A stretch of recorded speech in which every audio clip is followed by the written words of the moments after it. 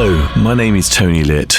I'm the MD of Sunrise Radio, and it's my immense pleasure to bring you the official Sunrise Radio podcast. We are the #1 commercial Asian station in the United Kingdom, with many firsts to our name, and we continue to be the voice of British Asians who have given us their love and loyalty over 30 years.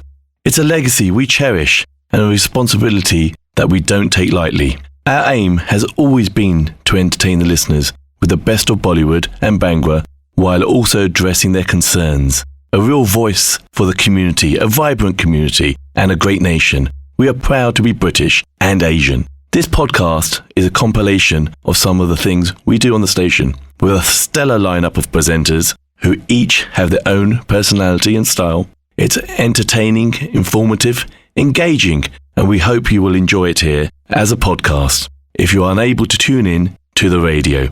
Don't forget to subscribe and tell your family and friends about this podcast, and do leave us a comment on what you think. We'd love to hear from you. All the best always. Team Sunrise. The UK's biggest station mix. Sunrise Radio. Hi, this is Anushka Arora. As always, lovely to have your company for the Sunrise Radio podcast. And this week, I have another special guest on the show. Bohemia, welcome to Sunrise Radio. It's so nice to have you in London and be with us in the studio. How are you? Thank you so much for having me. It's an absolute honor to be on such a historic radio station. Absolutely fantastic. So, Bohemia, you're here. You're performing in the UK, I believe, for the first time. Is that correct? Well, not technically, but I would say I haven't been here in over a decade. Okay. So might as well be. Yes, I was just going to say it might as well be. So tell me firstly, why has it taken you so long to, let's say, come back and perform in London? It's something that's been part of my struggle as an artist. I'm an independent thinker. My philosophies are very, very personal to me that I instill in my music and my lyrics. And then I fight a very, very big sort of industry that's against people like me. Usually the way industry is made up is an artist is usually a slave to a system. I refuse to do that. A lot of time, I mean, over a couple of decades of me as an artist, I've been like seriously misjudged because of my demeanor, the way I look. I look like a guy who might hang out with some gangsters in a club or on a block. But little do people know that I'm probably in the Desi music industry. I'm the only artist who's read the most books, who's done the most research on my genre. Extensive, amount of experience living in California as to what the culture of hip hop and music is. So I'm a force to be reckoned with. You cannot manipulate me. I mean, I've consistently been tied into contracts, consistently been pulled down by companies, other fake and less deserving artists have been propped up against me as a competition with tons of writers and producers and musicians and conglomerate of people supporting them, whereas I'm a one-man army. I do my lyrics, my concepts, my music all comes out of me. Only thing that happens when I'm making my music is my wife making me coffee. That's the only external support I have. No other person. So now I do music that's just for entertainment. I do need to pay my bills. But as an artist, I've been hindered over my whole career. That's okay with me. That's why it's taken me 10 years just to reach you. I will be performing in Karachi, where I'm born. And that show is going to be my first show there, which is also baffling. Hey, man, what you been doing? Well, what I've been doing is I've been fighting an industry that's really, really, really old. And I think the new thinkers need the chance to be in a position where they're in charge, and that might change things. But so my next question to you is that you have just mentioned as an artist that you faced all these challenges. Do you think now that we're in 2024, do you think that it's a little bit different and people are a little bit more accepting of the genre of your music and just you as a person? Because I personally do feel that the music industry has changed vastly over the last few years. We know that you have been there from like day one and you are one of the pioneers of your genre of music. So do you feel that it's changed today where we stand? I mean, everything's always changing in that sense, then yeah. But is it changed for the betterment of artists like me? I'm not so sure. I think the way things move now is via social media, which gives people more power. Now that's a good thing. I think so. That's a good. It's a direction that might be better for artists like me in the future, but it might take more time, I think. That's interesting that you've said all of this. Now, tell me a little bit about the concept, because you said you're just a one-man show. Everything that you do is all you. So tell me a little bit about what we can expect from your performance on Sunday in London at Scala King's Cross. Well, we're just gonna celebrate my music. That's what I do on stage. I have a lot of loved ones in the UK and the London area that have been messaging me, reaching out to me. So I can't wait to perform for them live and share my music with them. And I think it's overdue. Well overdue. Well overdue. I mean, like, we play your songs, especially because we're a Bollywood station, so it's mainly a lot of, like, the film soundtracks that you've done. Tell me about your experience that you have worked when you've worked in Bollywood. I mean, can we see more of that coming anytime soon? No, I think the industry has its own ways of sort of maintaining a certain theme or certain sound, which is fine with me. I don't watch Bollywood movies. I know nothing about Bollywood or Desi industry in terms of movies. And if you caught me, I'll be probably sitting at home watching a documentary or listening to a Joe Rogan podcast. So, but there is a utility for it out there. There are people who watch Bollywood. I mean. So great. I mean, it is very a sort of an entertainment realm, I think, for the majority. I've been told there are recent Bollywood movies that are working and giving people art imitating life, so to speak, where they are concerned about certain issues and they're making movies about that, which is a great thing. But again, like I said, even when they I think Bollywood once made a movie about rap music Yes. a few years back. Yeah. And it, I never watched it. And the way I felt about it, it was then Bollywood again owning something and sort of regurgitating it with their own point of view. But rap music, where I come from, is a genre.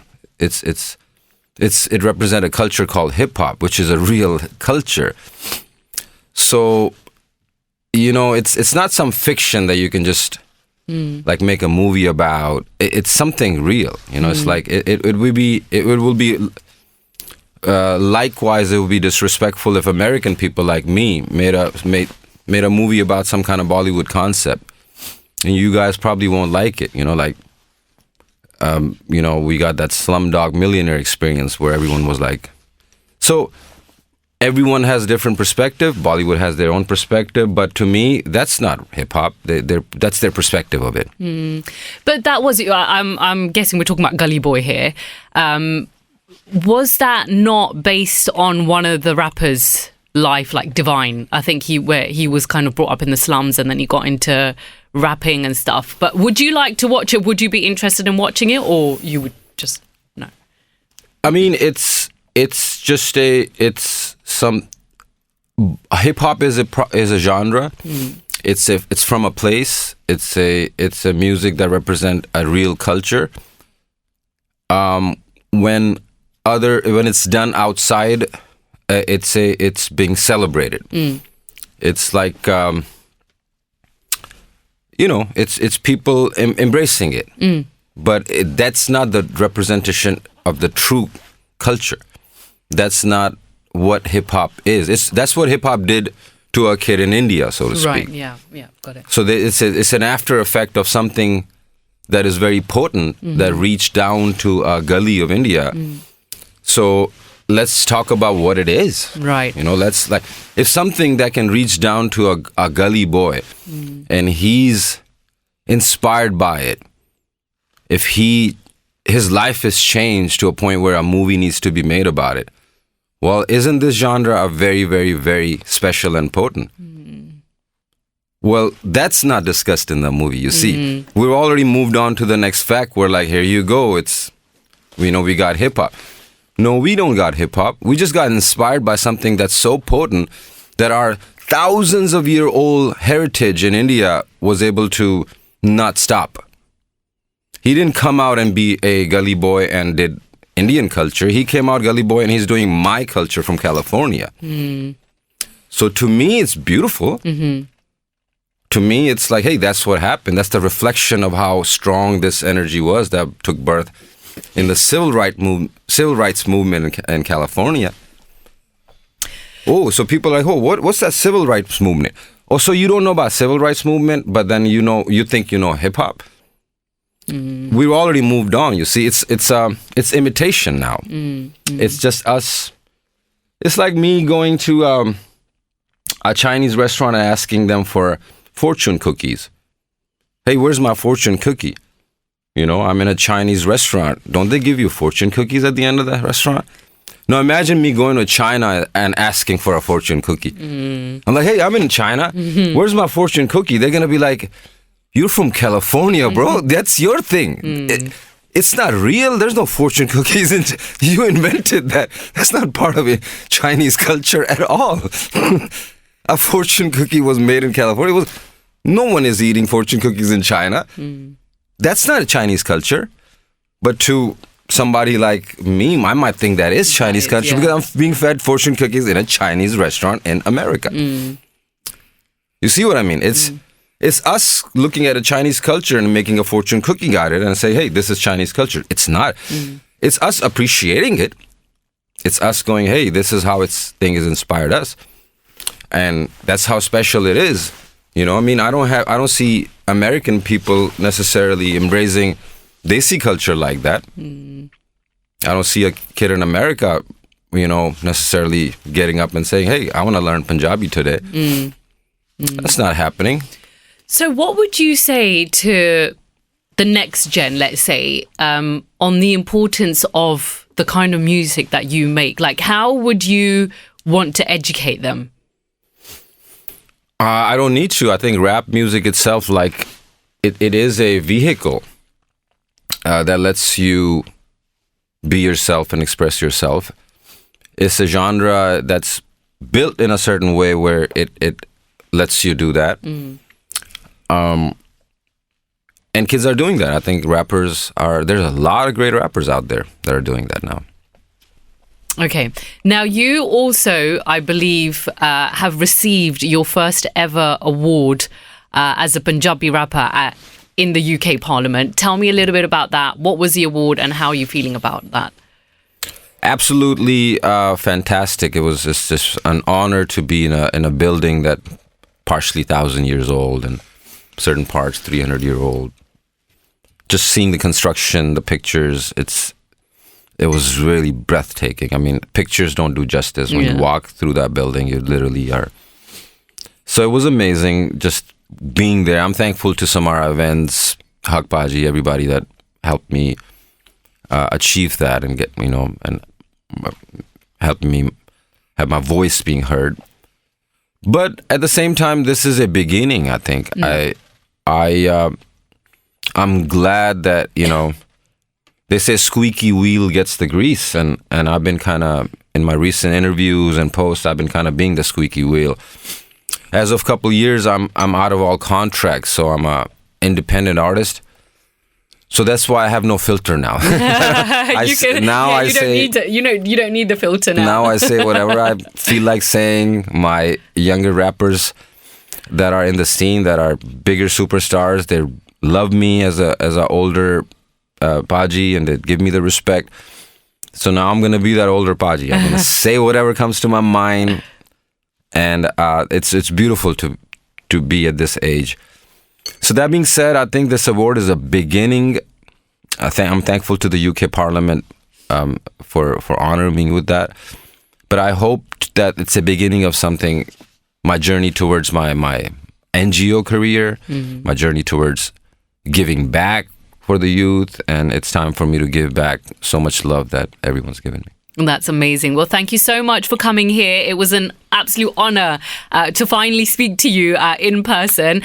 So Bohemia performing in London after a long time. Scala King's Cross. For tickets, please do call 07850 742 143. Bohemia, thank you so much. Thank you. Listen to our Bollywood queen, Anushka Arora, from 12 noon to 4 p.m. weekdays on Sunrise.